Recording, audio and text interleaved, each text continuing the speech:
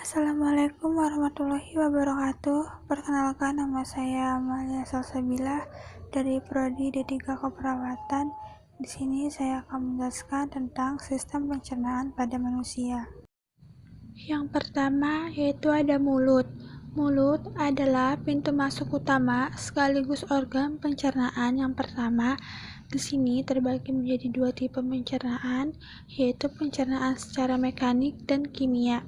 Pencernaan mekanik yaitu melibatkan gigi-gigi yang ada di dalam mulut bertugas untuk mengunyah, mengoyakkan, sekaligus menghancurkan makanan yang kasar dan besar menjadi lebih halus.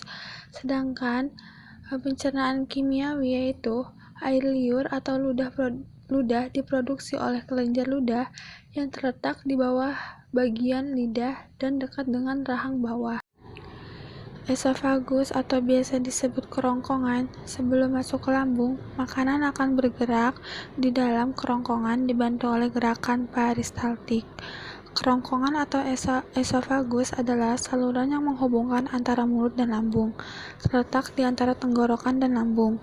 Di dalam kerongkongan terdapat lapisan otot yang memungkinkan dinding-dindingnya bergerak dan membantu melumutkan makanan. Saat makanan mencapai ujung kerongkongan, sfinkter atau cincin otot yang ada di esofagus bagian bawah akan relaksasi yang membiarkan makanan masuk ke lambung. Sfinkter ini kemudian akan kembali menutup agar isi perut tidak kembali naik ke kerongkongan. Yang ketiga ada lambung. Lambung adalah organ seperti kantung, berbentuk seperti huruf J, dan memiliki dinding berotot yang kuat. Lambung terletak di sisi kiri rongga perut, lebih rendah dari diafragma. Rata-rata ukuran lambung adalah serupa dua kepalan tangan yang diletakkan bersebelahan. Lambung berfungsi sebagai tangki penyimpanan sekaligus mencerna makanan yang masuk ke dalam tubuh. Lambung akan mengeluarkan zat asam yaitu asam hidroklorat atau HCl, dan enzim yang kuat membantu memecahkan dan mencerna makanan.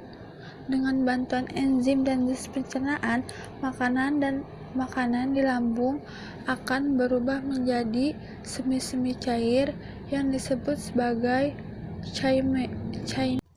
Yang keempat itu ada usus halus.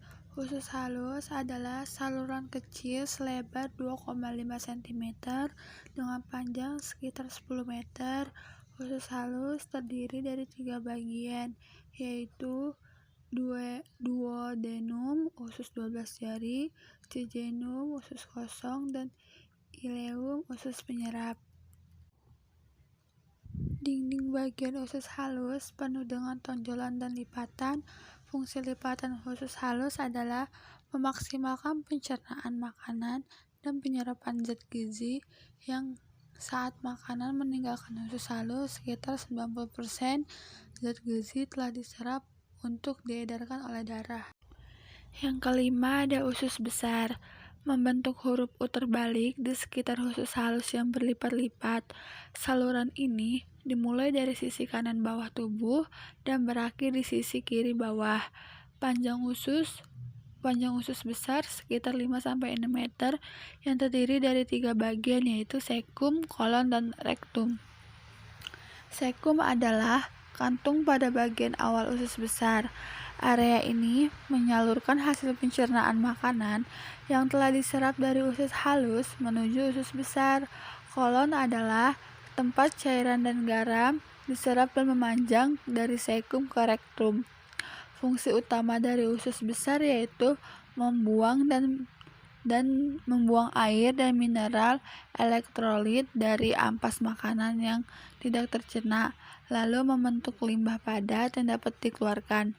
Bakteri dalam usus besar membantu memecahkan bahan yang tidak tercerna.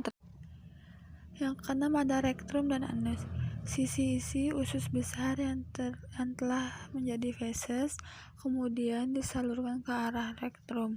Rektrum adalah bagian akhir dari usus besar yang berfungsi sebagai tempat penampungan feses sementara sebelum dikeluarkan dari tubuh. Saat rektrum sudah mulai penuh, otot-otot di sekelilingnya akan terangsang untuk mengeluarkan feses. Inilah yang membuat Anda merasa mulas dan ingin buang air besar. Feses nantinya akan dikeluarkan melalui anus. Anus merupakan bagian paling akhir dari saluran pencernaan yang terbatas langsung oleh lingkungan luar. Fungsi anus tak lain adalah sebagai tempat keluarnya feses. Otot-ototnya bisa berkontraksi di bawah kendali Anda untuk mengatur pengeluaran feses